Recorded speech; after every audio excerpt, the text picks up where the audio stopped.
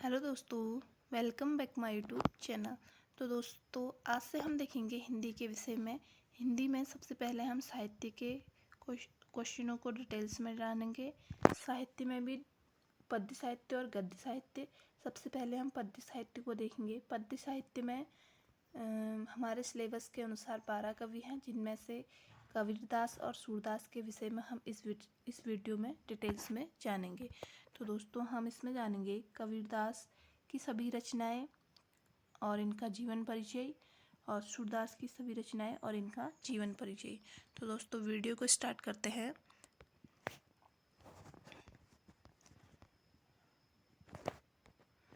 आज का टॉपिक है हमारा हिंदी साहित्य का सामान्य परिचय। हम इसमें देखेंगे पद्य साहित्य को।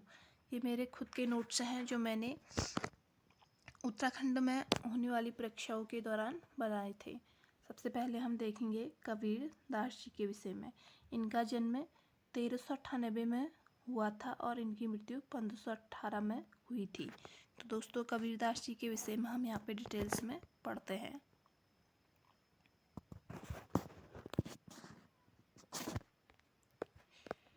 कबीरदास जी का जन्म 1398 में काशी में हुआ था तथा इनका निधन 1588 में मगहर में हुआ था। तो दोस्तों, वीडियो को डिटेल्स में देखिए। आज की वीडियो मोस्ट इम्पोर्टेंट है। कबीरदास जी का पालन पोषण जूल्हा दंपति नीरू और नीमा के द्वारा किया गया था। और कबीरदास जी के जो गुरु थे उनका नाम रामानंद था। इनके सबसे प्रिय जो शिष्य थे उनका नाम धर्मदास था। कबीरदास जी के जो सबसे प्रिय शिष्य थे वह धर्मदास थे। कबीरदास सिकंदर लोदी के समकालीन थे। तो दोस्तों, क्वेश्चन रिपीटेड है कि कबीरदास किसके समकालीन थे? तो सिकंदर लोदी के समकालीन थे। अब हम देखेंगे कबीरदास जी से संबंधित महत्वपूर्ण प्रश्नों को, जो कि परीक्षा में बार बार बन सकते हैं। कबीरदास निगुण संप्रदाय के ज्ञानाश्रयी यानी ज्ञानमार्गी उपशाखा के प्रवर्तक थे। यानी कि जो कबीरदास जी थे वह कौन से संप्रदाय को मानते थे? ये मानते थे ज्ञानमार्गी उपशाखा के प्रवर्तक थे।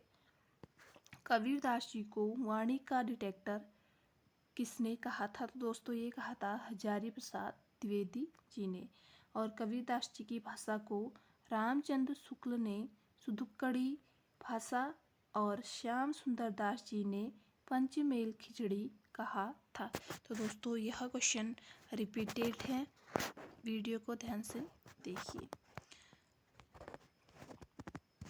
अब हम देखेंगे कबीरदास जी के महत्वपूर्ण रचनाएं। तो दोस्तों, कबीरदास जी की रचनाएं थीं वह बीजक, साखी, सबद और रमैनी थी। और जो कबीर जी की रचनाओं का संग्रह करता थे वह उनके प्रिय शिष्य धर्मदास थे। और कबीर की रचनाएं ग्रंथ साहिब में संकलित थी। इसमें संकलित थी ग्रंथ साहिब में संकलित थी कबीरदास जी की रचनाएं। इनकी 3 ही रचनाएं थीं जो कि बीजक के अंदर थीं। बीजक में थी ये साखी, सबद और रमैनी। और जो दूसरे कवि थे वह थे सूरदास। तो इनके विषय में भी हम यहाँ पे डिटेल्स में जानते हैं। सूरदास जी का जन्म 1478 में हुआ था और 1583 में इनकी मृत्यु हो जाती है। और सूरदास जी को अनेक उपनामों से भी जाना जाता है। तो दोस्तों, इनको सबसे पहले वात्सल्य के रस सम्राट के नाम से जाना जाता है, पुष्टि मार्ग का जहाज के नाम से जाना जाता है, अष्टछाप का जहाज के नाम से भी इनको जाना जाता है, खंजन नयन के नाम से भी जाना जाता है। यह नाम श्याम सुंदर दास जी ने इन्हें खंजन नयन कहा था सूरदास जी को। और इनको भावाधिपति भी कहा जाता है। तो दोस्तों, सूरदास के पिता का नाम रामदास था। जो सूरदास के पिता थे इनका नाम रामदास था। और जो सूरदास के कवि थे उनका नाम वल्लभाचार्य था। दोस्तों, मैंने जितने भी कवियों के बारे में जो भी इम्पोर्टेंट टॉपिक बन सकते थे वहाँ उन सभी को यहाँ पे मैंने कवर किया है। तो मोस्ट इम्पोर्टेंट वीडियो रहने वाली है आज की। सूरदास जी को अष्टछाप का जहाज की उपमा ये दी थी गोस्वामी विट्ठलनाथ द्वारा प्रदान की गई थी। यानी कि जो सूरदास को अष्टछाप का जहाज कहा था वह कहा था विट्ठलनाथ स्वामी ने। और पूछा भी गया है कि अष्टछाप का जहाज किसे कहा गया है, तो ये कहा गया है सूरदास जी को। अष्टछाप की स्थापना विट्ठलनाथ द्वारा की गई थी और जो अष्टछाप की स्थापना हुई थी वह विट्ठलनाथ जी द्वारा की गई थी। अष्टछाप के 8 कवि थे। अष्टछाप के 8 कवि थे, जिसमें 4 वल्लभाचार्य के शिष्य थे और 4 विट्ठलनाथ के शिष्य थे। इनको देखते हैं कि कौन वल्लभाचार्य के थे और कौन विट्ठलनाथ के शिष्य थे।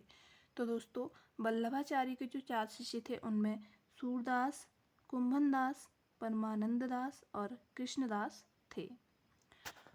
और जो विट्ठलनाथ के शिष्य थे उनमें छीत स्वामी, गोविंद स्वामी, चतुर्भुज दास और नंददास थे।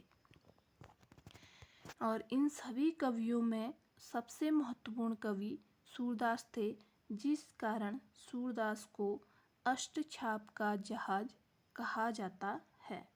तो दोस्तों, मोस्ट इम्पोर्टेंट है, नोट कीजिए, अष्टछाप का जहाज कहा जाता है।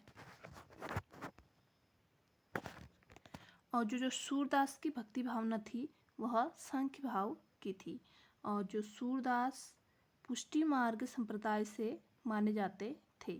सूरदास सगुण शाखा के कृष्ण भक्ति काव्य धारा के कवि थे।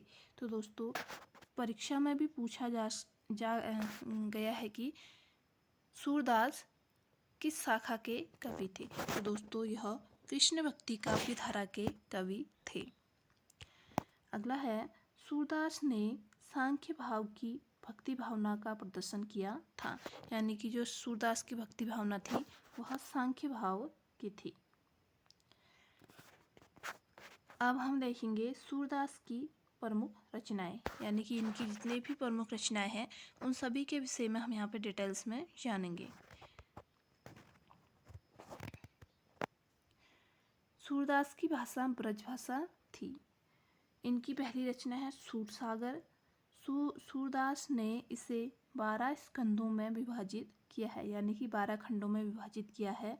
सूरसागर को राम सागर भी कहा जाता है। तो दोस्तों, मैंने यहाँ पे मेन सभी पॉइंट को कवर किया है। तो सूरसागर को राम सागर भी कहा जाता है।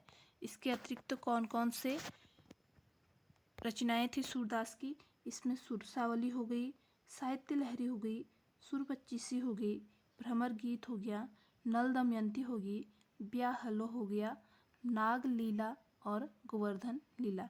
ये इनकी मोस्ट रचनाएं थी जो कि परीक्षाओं में पूछी गई हैं। अब देखेंगे हम सूरदास से संबंधित महत्वपूर्ण प्रश्नों को जो कि परीक्षा में बन सकते हैं। सूरदास को जीवनोत्सव कहा था आचार्य रामचंद्र शुक्ल ने कहा था। सूरदास को जीवनोत्सव आचार्य शुक्ल ने कहा था। अगला पॉइंट है सूरदास जी के विषय में। सूरदास जब अपने प्रिय विषय का वर्णन कर शुरू करते हैं तो अलंकार शास्त्र हाथ जोड़े सूरदास के पीछे जाते हैं। यह कथन हजारी प्रसाद द्विवेदी का है। तो दोस्तों, ऐसे भी क्वेश्चन पूछे जाते हैं कि कौन सा कथन किसका है, तो यह कथन था हजारी प्रसाद द्विवेदी का। सूरदास को ब्रज भाषा का प्रथम कवि हजारी प्रसाद द्विवेदी ने कहा था। और जो सूरदास थे इनको ब्रज भाषा का कवि हजारी प्रसाद द्विवेदी ने कहा था।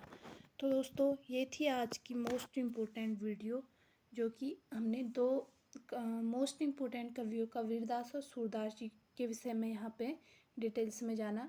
वीडियो अच्छी लगे वीडियो को लाइक करें, शेयर करें और चैनल पर नए हैं तो चैनल को सब्सक्राइब करें, इससे कि आगे सभी कवियों के विषय को हम ऐसे ही कवर करते रहेंगे। तो वीडियो पर बने रहें आगे भी। Thank you so much.